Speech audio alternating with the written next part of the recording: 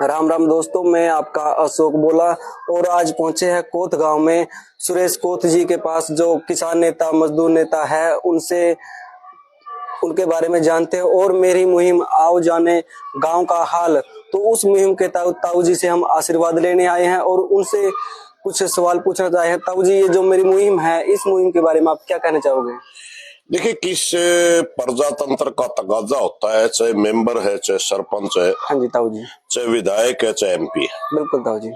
वो अपने कार्यकाल के दौरान उसने क्या क्या काम किया, क्या वो करना चाहते थे, क्या पेंडिंग रह गया, उसने बताना चाहिए। हाँ जी ताऊ जी। क्योंकि अगर वो पारदर्शी रहता है, हाँ जी। तो आने वाले टाइम में उसके लिए भी सुविधा हो है। बिल्कुल ताऊ जी। और गांव में एक नेतृत्व चुनने में या प्रदेश में हल्के ने नेतृत्व चुनने में भी सहयोग मिलता है। बिल्कुल ताऊ जी। क्योंकि ये पता चलता है कि कौन आदमी की नियत काम करने की, कौन आदमी की नियत भुकाने की है। बिल्कुल ताऊ जी। इस मुहिम में मैं सिर्फ आपसे एक प्रार्थना तो करना चाहूंगा, जो फैक्ट सरपंच देवे मैं फलानी गली बना दी, तो वहाँ क्रॉस चेक भी आपकी मुहिम ने कर लेना चाहिए।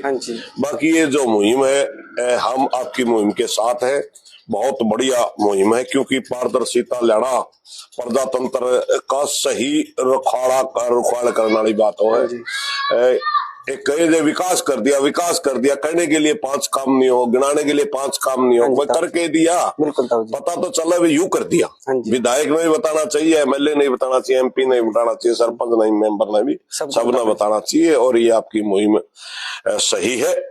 मेरी प्रार्थना भी है भाई, ये लड़का बड़ा ईमानदारी से मेहनत कर रहा है, इनकी मदद करो, ताकि आने वाले टाइम में हरियाणा प्रदेश में इस तरह के काम और बालक भी करें।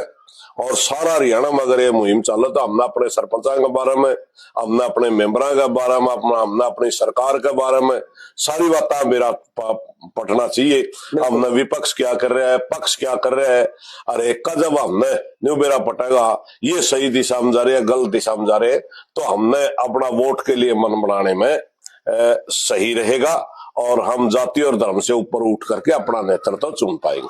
ताऊ जी, मैं 4-5 मुद्दे पर मैं सरपंच जी से, पंचायत से बातें करता हूँ, जैसे शिक्षा के बारे में, खेलों के बारे में, एक नशे के खिलाफ पूछता हूँ कि नशे के खिलाफ आप क्या संदेश देना चाहते हो। ये सवाल मैं सरपंच जी से करता हूँ कि क्या आपने काम किए और गांव में क्या काम पेंडिंग है।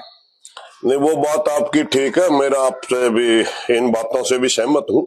अच्छा ताऊ जी। मगर एक व्यक्ति का विकास जिसको बोलते हैं, हाँ जी ताऊ जी, उसके बहुत ज्यादा पैमाने हो। हाँ जी। सबसे पहले गांव के विकास की अगर हम बात करें, ढांचागत सुधार, जैसे गली बनाना है, हाँ जी ताऊ, जोड़ा में पानी कैसा है, पशुओं के लिए अस्पताल है या नहीं है, पशुओं का अस्पताल है या आदमियों का अस्पताल है या नहीं है, उसकी व्यवस्था सेवाएं क्या है, शिक्षा के कितने स्कूल है, उनमें कितने मास्टर है, उनका सत्र क्या है, अपना बिजली का ढांचा कैसा है गाँव में, उसमें केबल वगैरह बिछी हुई है या कंडक्टर तार लगे हुए हैं, उनकी हालत क्या है। जो एक आदमी ने जीने के लिए सुविधा लेने की जो बातें है ना, पीने का पानी की क्या व्यवस्था है, मेरी आपसे प्रार्थना, सरपंच ने सिर्फ गली बनाने तक सीमित नहीं रहे। आप ये 10-15 सवाल लिख के ले जो बाकायदा, और अगला ने दे दो लिख के लिस्ट, भाई मैं इन सवालों पे आपका जवाब को, क्योंकि वो पढ़ के अपना सारा तैयारी कर ले पहले। बिल्कुल, जैसे विधानसभा में और लोकसभा में के वो होता है, कोई प्रश्न लाना हो 1-2 दिन पहला ला दें, फिर वो महकमा अपना जवाब लेकर आए जे सारा मंत्रालय। तो अगर किसी सरपंच का आप इंटरव्यू लो, तो सबसे पहले आप उसको लिख के दे, गांव का शिक्षा का सत्र क्या है, इस गांव में कितने अफसर लग गए, क्या वो सारे सरकारी स्कूलों में पढ़े, क्या वो प्राइवेट स्कूलों में चढ़े, इस गांव में स्वास्थ्य का सत्र के, इसमें नौकरी कितने लोग लग रहे हैं, इसमें अनपढ़ कितने रह गए, इसमें गरीबी रेखा से नीचे कितने लोग हैं, गरीबी रेखा से ऊपर कितने लोग हैं, इसमें जाति और धर्म के ऊपर कोई विवाद तो नहीं हुआ। बिल्कुल। तो इस किस्म की सारी बातें गांव की और एक साथी के सामने आनी चाहिए। और ये आपकी मुहिम के हम साथ हैं, और मेरी प्रार्थना भाई, इस बच्चे का हौसला बढ़ाओ।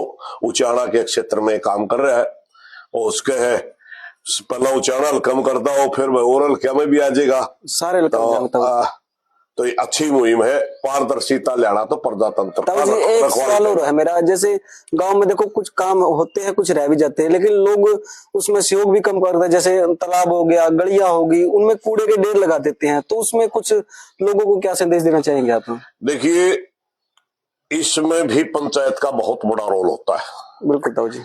अगर वो पंचायत उदासीनता दिखाती है, हाँ जी ताऊ जी, तो जो यथास्थिति वो बनी रहती है, जो जहां कूड़ा डालता वो डालता रहता है। डालता था। मगर अगर गांव का सहयोग चाहिए तो सरपंच गांव इकट्ठा करो, प्रार्थना करो। हाँ जी ताऊ। भाई मैं आप लोगों ने चुना हूं और मैं चाहता हूं गांव के अंदर गंदगी ना रहे, गांव की सफाई हो। तो गांव के लोगों से सरपंच और पंचायत अगर सहयोग मांगेगी, मैं नहीं समझता कोई सहयोग के बीच में रोड अटका होगा। फिर सारे लोग सहयोग भी करेंगे, गलियां भी साफ होंगी। मगर सरपंच जो अपना घमंड में किसी ने पूछे ही नहीं गा, तो लोग तो दूसरे टाइप के हैं, फिर न्यू भी कहते मैं तो अपना राजी, हम अपना राजी। तो पंचायत ने ही, क्योंकि वो चुनिया हुआ सरपंच या चुनी हुई पंचायत ही गांव का नेतृत्व करती है, इसलिए सारी बातों की जिम्मेवारी उसने लेनी चाहिए। गांव में इकट्ठा करके सरपंच ने ही सामने आकर के गांव से अगर गांव की जरूरत है तो सहयोग मांगना चाहिए। सरपंच मांगेगा तो मैं नहीं समझता कोई गांव सहयोग देने से इनकार करेगा। सरपंच पंचायत मांगे और गांव सहयोग करे, क्योंकि आने वाला टाइम में चमासा है। पिछले चमासा में आपने देखा, बारिश की वजह से गांव में बड़ी गंदगियां होगी, पानी चढ़ गए, मच्छर हो गए, बड़ी बीमारियां हुई। तो सफाई की व्यवस्था भी एक बहुत महत्वपूर्ण कदम है, गांव से मिलकर के पंचायतों को करनी चाहिए। धन्यवाद साथी। धन्यवाद।